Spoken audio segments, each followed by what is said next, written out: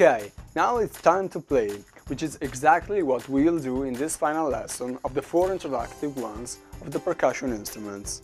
So in this video you will learn the first movements to get used to the correct rebound of the drumsticks, a vocal count system which will be helpful in the future too to get closer to the musical writing, and a daily routine training to use at least during the first week of study. Enjoy the video!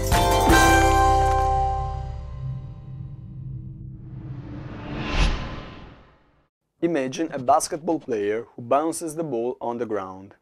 What does it happen? It happens that the player follows through the comeback of the ball. He goes along with the following bounces and he stops the ball only when it's necessary. The same principle can be adopted for the drumstick that bounces on the snare drum. To learn correctly this basic movement, follow my suggestions. Focus on one hand at a time. Set down the drumstick you don't use. Start with the drumstick position perpendicular to the drum head of the snare drum. With the wrist movement, bounce the drumstick to the drum head and return to the starting point. Relax your fingers so that they don't squeeze the drumstick too much. Your arm and your shoulder, for the moment, don't participate to the movement and they lay in a natural position, relaxed. Try to do a fluid up-down movement, trying not to stop the drumstick in the air, as indeed a basketball player who bounces a ball.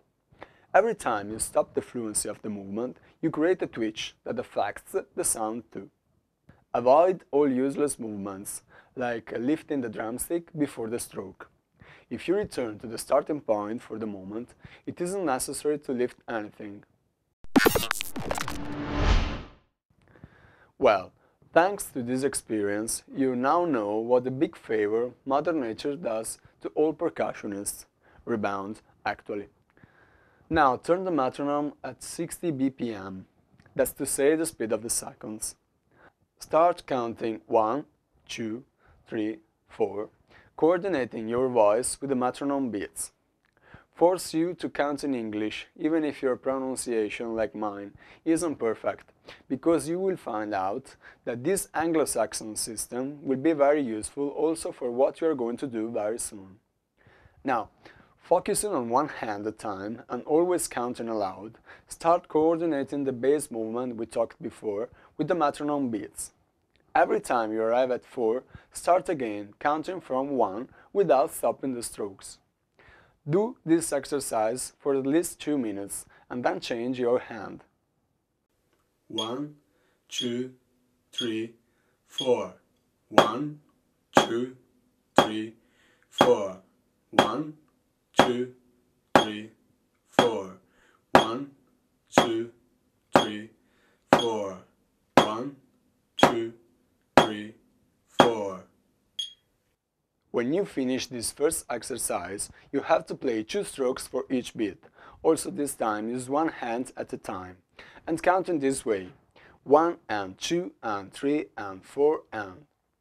This time a stroke will correspond to every number and the following stroke to every end.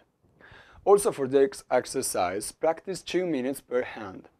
You will notice from the first moment that with this second exercise it's more difficult to follow the metronome and do a good movement with your weak hand. It's absolutely normal. 1 and 2 and 3 and 4 and 1 and 2 and 3 and 4 and 1 and 2 and 3 and 4 and. To conclude, produce 4 strokes for every beat, alternating your hands and counting in this way. 1E and a 2E and a 3E and a 4E and a. You may have noticed that with this exercise, the hand you use first will always be coordinated with the numbers 1, 2, 3, 4 and the 4 and, while the other hand will play when you pronounce E and A. After 2 or 3 minutes, start again with the other hand. Keep the movement fluent, because in this third exercise you will probably stop the rebound accidentally, while being concentrated for the first time on both hands. 1E and a 2E and a 3E and a 4E and a 1E and a 2E and a 3E and a 4E and a 1E and a 2E and a 3E and a 4E and a 1E and a 2E and a 3E and a 4E and a.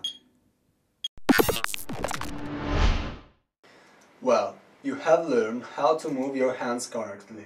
Now we have to make this approach a natural action your body reproduces without thinking about it. In this way, you don't have to think about your movement every time you play.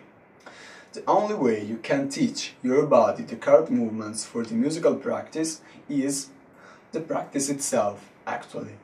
And the practice needs time, dedication and commitment. Every aim you want to reach will be reached only if you will be able to manage all these three components. So, because of this lesson's goal requires at least 1 week practice, here how I suggest how to train during these 7 days. And yes, in the study of a musical instrument, Sundays aren't considered days off. The work I suggest won't take you more than 30 minutes per day, and it will be done in 2 sessions of 15 minutes, with a break of 1 hour at least from the first session. In every training session, work with the 3 exercises we have just seen, and try to keep the coordination between the movements, the metronome and the vocal counting. Use a timer, and for those 15 minutes, focus on what you do. Shut down your mobile phone, switch off the computer, don't check Facebook, and so on. Watch my video only if you need to see again the correct movements. They will be 15 minutes completely dedicated to the music and to yourself. All the other things can wait. After about 1 week doing these routine exercises, your body should already have learned and memorized the correct way to play. If you have the possibility to be followed by a teacher, make sure that he checks your position of movements. Learning a wrong habit now could ruin a big part of the work you'll do then. So, with this video ends the mini 4-lesson series dedicated to who wants to start playing percussion instruments. As always, I remind you that you'll find the sources I talked about in the link below. Bye!